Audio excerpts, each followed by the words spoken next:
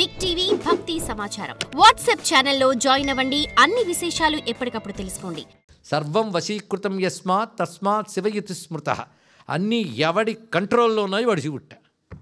ఒక్కటి మనకు అర్థమైపోయింది చూస్తూ ఉంటే, మన కంట్రోల్లో ఏవీ లేవని. ఇది అర్థమయ్యేటప్పుడు జీవితం అయిపోతుండేది. అదే బాధాకరం. ముందే బుద్ధి తెచ్చుకుంటే హాయిగా ఉండొచ్చు ఆయన కంట్రోల్లో. కనుక సర్వం వశీకృతం, అన్నీ తన వశంలో పెట్టుకున్నవాడు. అలాగే వశ అనేటటువంటి దానికి ఇచ్ఛ. కనుక శివ అంటే ఇచ్ఛాశక్తితో కూడినవాడు అనేది. ఎందుకంటే ముందు ఆయన ఇచ్ఛ చేస్తేనే కదా అన్నీ జరిగాయి. ఇచ్ఛాశక్తికి మరొక పేరే కామం. కామ ఇచ్ఛా సంకల్పం మూడు దగ్గరే. కానీ ఇచ్ఛాశక్తితో కూడినవాడు శివుడు.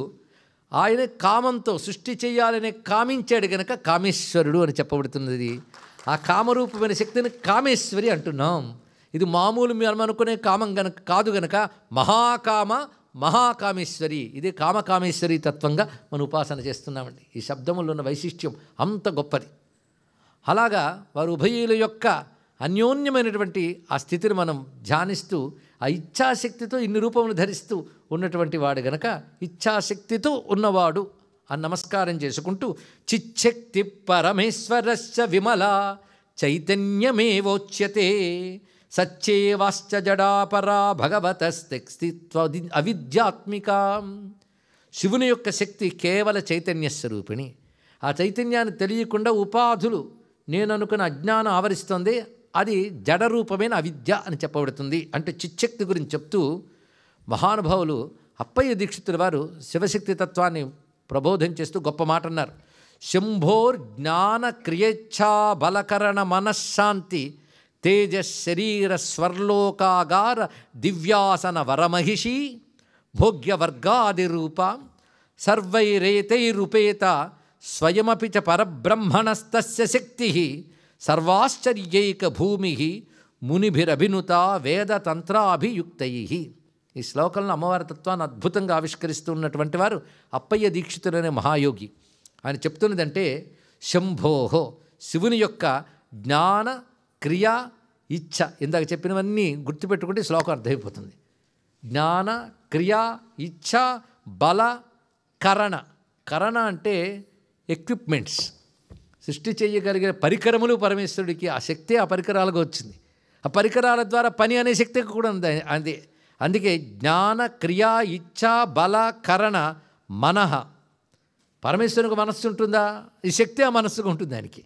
అలాగే శాంతి, తేజ, శరీరం, దివ్యాసనం, ఆయనకుండే లోకం, స్వర్లోకం అన్నారు. స్వర్లోకం అంటే స్వర్గలోకం అని కాదు, దుఃఖస్పర్శ లేని లోకం అంటే కైలాసాది లోకములు.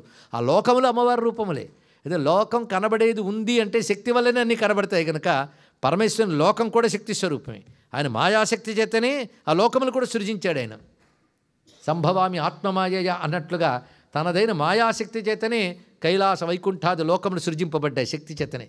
అందుకే స్వర్లోకాగార దివ్యాసన, ఆసనం కూడా శక్తి వల్లనే ఏర్పడింది. ఆ శక్తే ఆసనంపై వరమహిషి, పట్టపురాణిగా ఆవిడే కూర్చుంది. అలాగే సృష్టిలో మనం అనుభవించే సమస్త వస్తువులుగా ఆ తల్లే ఉన్నది. అది పరబ్రహ్మణస్తస్య శక్తి. ఆ పరబ్రహ్మం యొక్క శక్తి అది ఎలాంటిదంటే సర్వాశ్చర్యైక భూమి. గొప్ప మాట చెప్పాడు. అనేక ఆశ్చర్యములకు స్థానం అది. శక్తి తలచుకుంటేనే ఆశ్చర్యం కలుగుతుంది.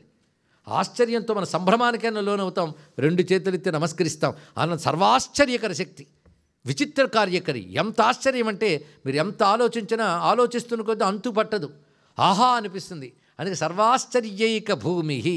అలాంటి శక్తి గురించే మునుల చేత వేద తంత్ర అభియుక్తై, వేదవాక్యములతో తంత్రవాక్యములతో ఆ శక్తిని ఆరాధించిన విధాన్నే తెలియజేశారు అని చెప్తూ చంద్రస్య చంద్రికేవేయం మమేయం సహజా ధ్రువ తస్యాం కర్మాణి జీవానాం జీవా కాలాశ్చ సంచరే. ఈ వాక్యం దేవీ భాగవతంలోది చెప్పడం జరుగుతుంది ఇక్కడ.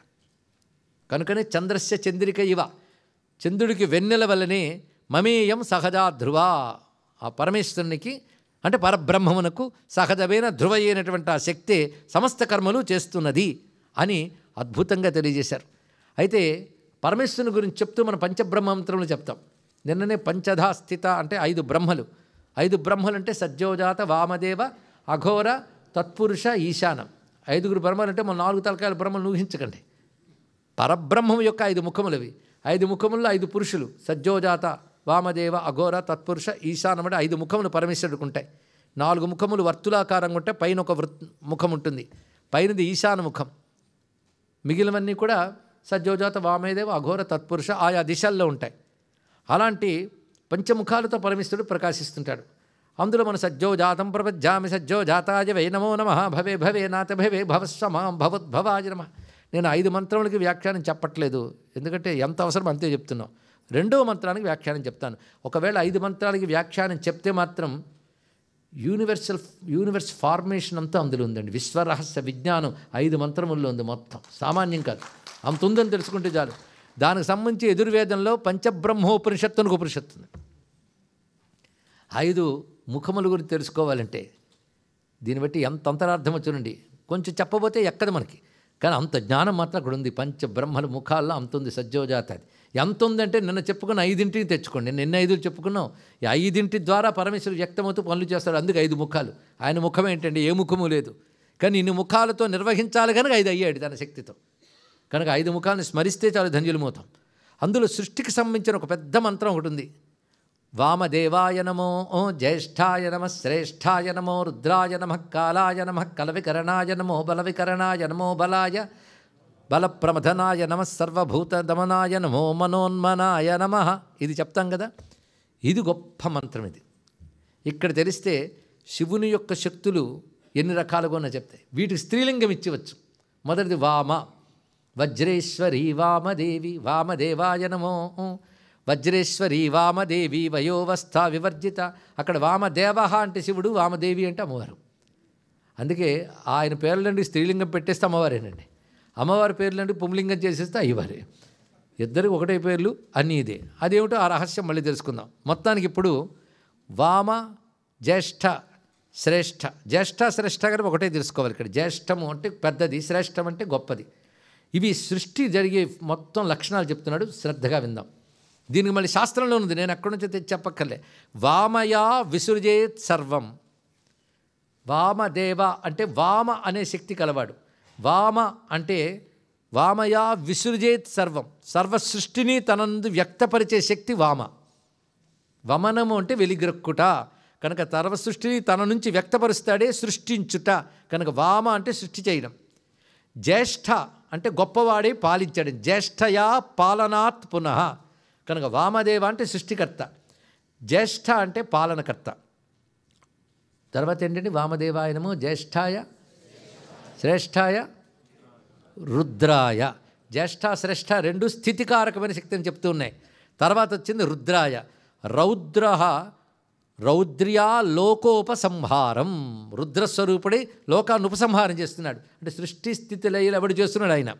ఎలా చేస్తున్నాడు? కురితే స్వేచ్ఛయా ప్రభు.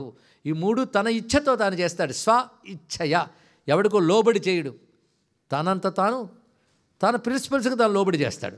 అందుకే కురితే స్వేచ్ఛయా ప్రభు. ఇంతవరకు వామ, జ్యేష్ఠ, రుద్ర. జ్యేష్ఠ శ్రేష్ఠ గారు ఒకటే తీసుకోమన్నాను ఇక్కడ. రుద్ర తర్వాత ఏమొస్తుందండి? కాలాయ నమః కలవికరణాయ. కాల, ఎందుకంటే జరుగుతున్న సృష్టిలో కాలం ఒక పెద్ద ఫ్యాక్టర్. సృష్టి స్థితి లయలన్నీ కాలానికి అనుగుణంగా జరుగుతాయి. ఎప్పుడు పెడితే అప్పుడు కాదు కదా. కాలం కనబడుతుందా? ఇప్పుడు కాలం కనబడట్లేదు, గడియారం చూస్తాం. గడియారం కాలం కాదు, ఒక సూచిక మాత్రమే. కానీ కాలం లేనిది ఏదీ లేదు. ఒక కాలానికి ముగియాల్సిందే. ఎంత వాచి చూసుకొని మీరు తొందరపడ్డా, చూడకుండా నేను తొందరపడ్డా ఎప్పుడు కూడా ముగిస్తాం, అంతే కదా. కాలానికి అందరం లోబడవలసిన వాళ్ళమే. అందుకే కాల అనే శబ్దానికి అర్థం చెప్తున్నాడు. నమ కాలాయ. కాలాయ అంటే కాల్యా కలతి భూతాని. కాల్యా కలతి భూతాని, కలనం. కలనం ఇంకా తెలుగు పోలేదు కనుక సంకలనం అనే మాట వినుంటారు. సంకలనం చేసేవండి అంతా అంటేనే ఒక దగ్గరికి అన్ని సమకూర్చుట. అంటే కాల్యా కలతి భూతాని. ఏ జీవికి ఏ కర్మఫలం ఎప్పుడు రావాలి, ఎవడు ఎక్కడ ఎలా ఉండాలి అని, దేనికి ఎప్పుడు ఏది ఇవ్వాలని పరిణామం కలిగించేదాన్ని కాలం అని పేరు. కాలం అంటే పరిణామ స్వరూపిణి, ఇది అర్థం. కనుక కాలస్వరూపుడి లోకంలో ఈ 3 చేస్తుంటాడు. అంతేకాదు వికరణ్య కిరేత్ ప్రభు. కల వికరణ అన్నారు ఇక్కడ. కల వికరణం అంటే ఈ కాలం ప్రకారంగా ఎవడికి ఎప్పుడు ఎక్కడ ఉంచాలనే వ్యవస్థని ఏర్పాటు చేసేవాడు ఎవడో వాడు కల వికరణుడు. బలమప్యన్యయా సర్వం బలం మథ్నాతి చాన్యయా. అందరికీ బలము తానైనటువంటి వాడు. సృష్టిలో ఏది చేయగలిగేమన్నా ఈశ్వరుడు బలం వల్ల. ఇందాక చెప్పుకున్నాం. బలాలు అందరిలో వికిరణం చేస్తాడు ఆయన. బల వికరణాయ నమః అంటే ఎవడికి ఏ బలం ఇవ్వాలో అలా చేస్తాడు. ఒక రైతు చూడండి, పంట పండించిన తర్వాత విత్తనాలు పెట్టుకుని అలా వెదజల్లుతాడు. అలాగే బలములు జీవుల్లో వెదజల్లుతాడు ఆయన అందరికీ. ఏ జీవుడికి ఏ బలం ఎప్పుడు ఇవ్వాలో అలా బలములు వెదజల్లుతాడు. అందుకే బల వికరణాయ నమః. అంతేకాదు ఊరికనే బలం ఇవ్వడమే కాకుండా ఆ బలాన్ని కంట్రోల్ చేస్తాడు, అవసరం తీసేస్తాడు కూడా.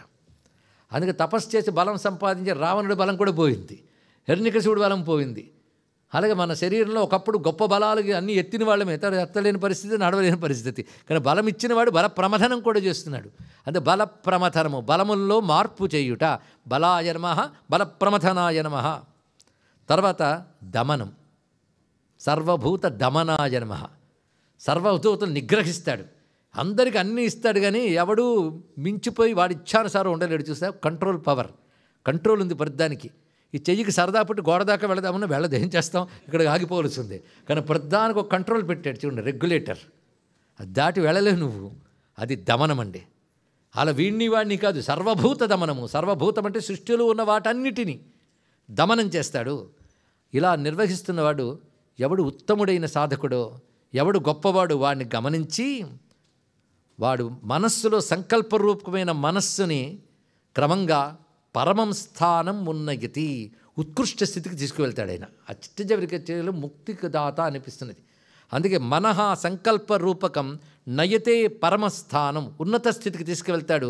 అది మనోన్మనః అన్నారు ఇక్కడ. ఉన్మన్యాతు మహేశ్వర. మనోన్మనః అంటే అర్థం సంకల్పరూపమైన వీడి మనస్సుని క్రమంగా ఉన్నత స్థితికి తీసుకువెళ్ళుట, అది మనోన్మన. దాన్ని మించి మరొకటి లేదండి. ఎందుకు ఉన్నత స్థితి అల్టిమేట్. ఆ స్థితికి ఉత్కృష్టుడైన సాధకుడికి యోగ్యుడైన వాడిని ఆ స్థితికి తీసుకువెళ్తాడు. దీన్ని బట్టి సృష్టి వ్యవహారం చేస్తున్న ఆయన యోగ్యులైన యోగులకి ఉన్మనీ స్థితి రూపంలో ముక్తినిస్తున్నవాడు కూడా ఆయనే. ఒక్క వామదేవాయ నుంచి మనోన్మనాయ వరకు ఎన్ని అందమైన మాటలున్నాయి. For more videos like this, subscribe Big TV channel.